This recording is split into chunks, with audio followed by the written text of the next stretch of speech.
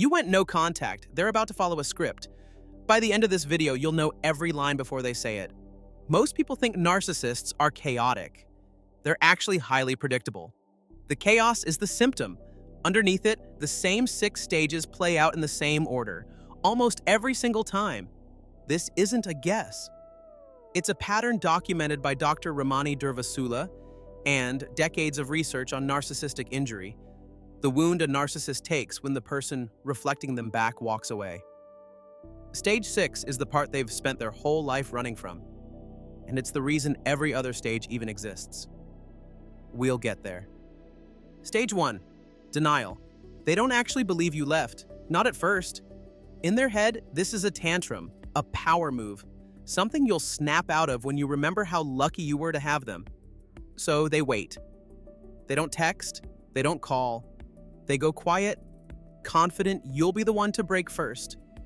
This stage runs on confidence. In their head, you're the one who'll come crawling back grieving. They're willing to wait you out for weeks, sometimes months.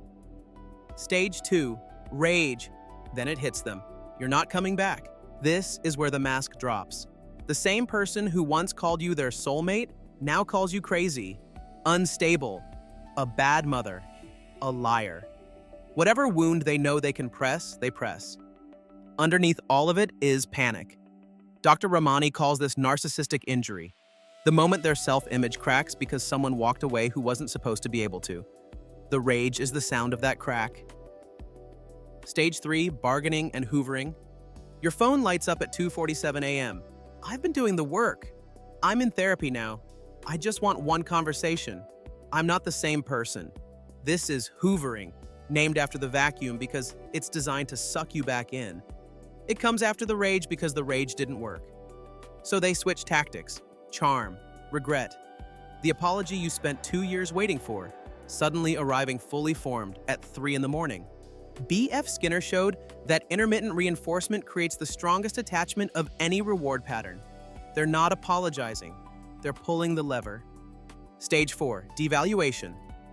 When the hoovering fails, something cold takes over. Now you're the villain in their story. The same person they called their soulmate has become the cautionary tale they tell at brunch.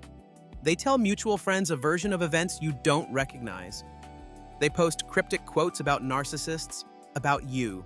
They rewrite the entire relationship so the person who left is the person who was the problem all along. This is the smear campaign.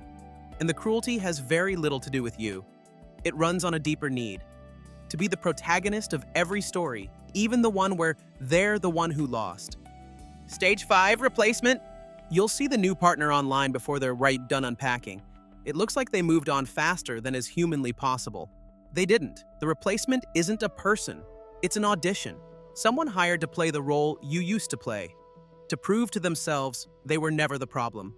Watch closely. The new person will be love-bombed exactly the way you were. They'll be put on the same pedestal, and eventually, usually faster than the last time, they'll be devalued the same way too. Same play. New actor, same ending. Before we get to stage 6, there's something Heinz Kohut identified that explains why this final stage exists at all. Kohut spent his career studying what happens when the narcissistic structure doesn't just crack. It fails completely, not when it's threatened. Threatened narcissists rage, hoover, replace. That's stages 2 through 5. But when the structure actually fails, when there's no one left to perform for. What he found was that without a constant supply of external validation, what he called narcissistic supply, the entire self-structure can't hold. Grandiosity is scaffolding dressed as confidence, and scaffolding, once there's nothing left to hold up, falls. Stage 6 is what that looks like. Stage 6, collapse. Eventually, the audience runs out. The replacement leaves. The smear campaign ages badly. The hoovering stops working on everyone. What's left is the part they spent the entire relationship running from, themselves, in a quiet room, with no one to reflect back the version they wanted to be. The scaffolding falls, and honestly, once you understand what it is, you stop needing to be there to see it. Here's what nobody tells you. All 6 stages look different from the outside.